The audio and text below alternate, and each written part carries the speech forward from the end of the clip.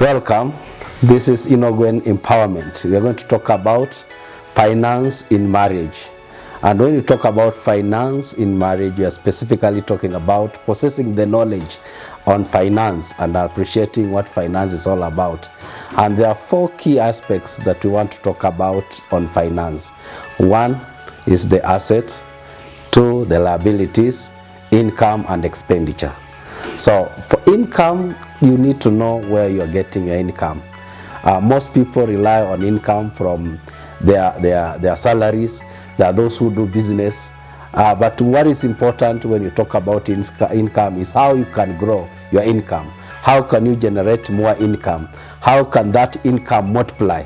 So we will be looking deeper into those aspects as we move forward. When we talk about expenditure, we want to appreciate the expenses. How do you spend your money? Which area do your money go to? Do you spend your money just eating or spending it on things that are not of value? Again, it's important to make sure your expenditure are well budgeted and you know what you are spending on. When we talk about liabilities in the finances, we actually means what are these debts you owe other people? And are they good debts? Are they bad debts? Or how have you accrued these liabilities? Then it's also important to appreciate the assets. What kind of assets do you have? It is critical to have assets that will generate income for you, not just assets because you have an asset. For example, having a house that you stay in and you are paying mortgage and it's giving you 0, then in that case, you're actually wasting money. So it's important to have an asset that you know it is generating money. Even though it may be a mortgage, it will give you additional funding. And truly, if you do not manage your finance well, there are challenges that would come through. Diseases, drugs, and many other challenges. You may probably end up because you don't have money and you didn't manage your finances well. So it is important to manage your finance well. And one of the starting points to manage is appreciating the difference between the needs and the wants. Most of us spend money on wants instead of needs. And the needs, when we talk about needs in finance, we actually mean the things that are able to sustain an organism, the things that can sustain a man, the things that can sustain a family. Basic needs like food, like shelter, like clothing. Those are the starting needs. Those are examples of key needs that a family needs. But most of us spend money on wants. For example, a car, a luxurious car, that is probably a misplacement of your finances. So it's critical you appreciate where do you want to spend your money. So don't spend your money on wants. Only buy what you actually need, and don't buy what you don't need. Buy what is important and what you are going to use for your house and in your family. And if you must spend money where the money will generate money. Most of us have a tendency of opening small business. Yes, it is good to open a small business, but it is dangerous to open a business where you are the sole proprietor, you are the teller, you are the cashier, you are the accountant, you are everything. I think if you think of business, think of a business that is self-sustaining, a business that is going to run on itself, not where you must be there for it to run. No. Have a business where you can employ even a lawyer, you can employ an accountant, you can employ professionals to help you manage the business. Initially, at the start point, you may not have the capital, the ability to pay all these professionals, but you can hire, you can rent, you can get them on hourly basis to start you off. It is best that way than to open a business where in your absence, even if you died, it means that business dies with you. So if you must think of business growth in a marriage, it's best you think of a business that is self-sustaining, a business that you can employ people, employ professionals, they'll run with your business. A research was conducted, and many of us, even when we are young, we literally don't invest. We don't save. It's important to start saving and investing at an early age. The research concluded that out of 100 people, only one person emerged rich. Many depended on their families. Others were not able to sustain themselves. They're actually poor, and others died. So it is just fair to appreciate that you need to manage your finance even when you are young. As you start earning, immediately you start earning money, make sure you appreciate where your money goes. Your money should always generate money. If you are to save money as one of the alternatives and a skill to grow your finances, then your savings must be able to grow day by day, time by time, and you can save money. Just giving an example, if assuming you saved 1 bob today to generate 1 bob the next day, you will, by day 1 you would actually be having 2 shillings. And if this 2 shillings was to grow at the same rate, by day 2 you'll be having 4 shillings. And if this was to grow 4 shillings by day 3, you'll have 8 shillings. If 8 shillings was to grow by day 4, you'll be having 16 shillings. If 16 shillings was to grow by day 5, you'll be having 32 shillings. And the mathematics continues. So it may take less than a month to be well within a millionaire. But do we invest? Do we look for how are we able to understand the channels in which we channel our finance? Probably most of us do not channel that. So coming back to marriage, in marriage it is important both of you have a budget, that you can be able to look through the budget, appreciate how is your income, what are the things you need to pay. Let us not budget, put the burden on one partner. For example, the man would run the show, pay rent, pay water, pay house, pay everything, whatever you may call it in the house, but the woman is just there watching. It is fair both of you are involved to appreciate the kitty of the family, and where practical you can put your money together and share the responsibility and engage in terms of budgeting for the family. So when you budget this money, be both of you involved, budget to the last coin. There are things you may not be able to put in the budget, obviously.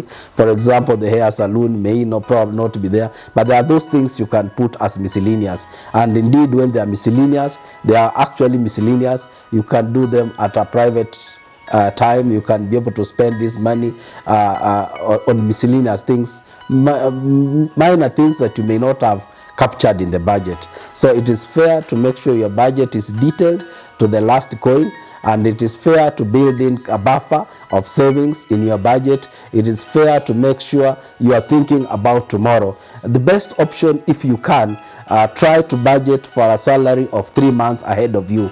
If you are to lose your job, then both of you as partners, you'll be able to continue to sustain your life. But most of us live between the hand to mouth or mouth to hand, which means we don't actually have any savings. And if you, by any chance, unfortunate event, you are to lose your job, it means you will not survive even a month. So it is fair as a couple, try to invest and build capacity to have an income of at least 3 months ahead. That will give you a buffer in the event that any of you was to lose an income opportunity.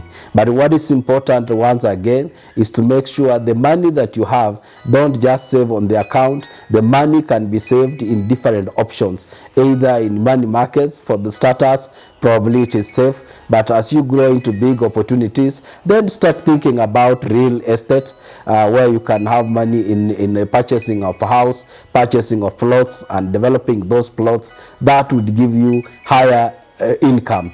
But if you are to invest only in shares, then those are probably, that can be short term, just to make sure your money is safe. But then as you grow, I would recommend you get your money into real estate and into big business. Think of business, probably opportunities that are lying idle in your area around where you are. And the best business, in my view, would entail areas that talk to the needs of the community. If you appreciate what the community really need, and then you build your business plan around that, then probably you have higher chances of succeeding in business. But when you talk about marriage and finance, I know there are always contradicting views in marriage. Who should pay what? Who should not pay what? But I think what is important, both of you should work together in marriage and pay these bills together. Understand the income.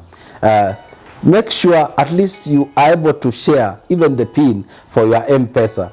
Most finances, in the event of death or in the event of a sickness where you are unable to communicate, probably you may die just because you don't have finance, yet your money is on an M-Pesa. So again, it's fair to communicate, be transparent where practical, that your spouse would know the PIN for the M-Pesa, that should there be an event, an eventuality that they must be able to get your finance or to a hospital, then they'll be able to reclaim this money and attend to your emergency. Or unfortunately, in some other cases, a lot of this money lie idle in banks, even in organizations like Safaricom, where people die and nobody knows how much balance was on the account. So it is fair to share and appreciate where your money are. Even the documents for the family, it is fair to make sure that the logbooks and all those critical documents, the title deeds for the farms and everything, you both know where they are. Many people at times, unfortunately, it happens mainly to men or sometimes women, where they buy plots, properties, and they do not even disclose to their spouses. I think that is dangerous. This is what becomes unclaimed assets. So it is always fair to appreciate these unclaimed assets. It is good to let your partner know, even if you think she might probably have an interest in selling but it's always fair to let your spouse know what properties you have, where they are, and even if you think for security, you can keep them under lock and key or put them under security, safe custody in banks, or even deposit through the lawyers. That would help to ensure your assets are proper, the documents are well kept for your family. So it is important to communicate more on finances in a marriage to ensure that each of you appreciate what you are going through. Yes, sometimes there are areas of credit cards. People spend most of their money on credit card. Credit card can be good in a marriage, but if you misuse, then you are entering into a bad debt. There are good and bad debts, as I mentioned earlier. For credit card, then you need to make sure for every expenditure you are doing, there is value for money. Don't spend your credit card buying things that are luxurious and what I called earlier there, ones that you really don't need. It is fair to use it for things that are going to generate income. If, for example, if you are to use your credit card and buy a camera and start doing filming, probably that's a good opportunity because you are likely to earn income from that camera. Or you've used your credit card to buy something that will generate money for you, then that is better. You will not have wasted the opportunity on the money, but you would have used that money to generate more income for the family. So I want to encourage families, think about how to generate money and teach your children not to go to school just to get jobs, but teach them to go to school to make money.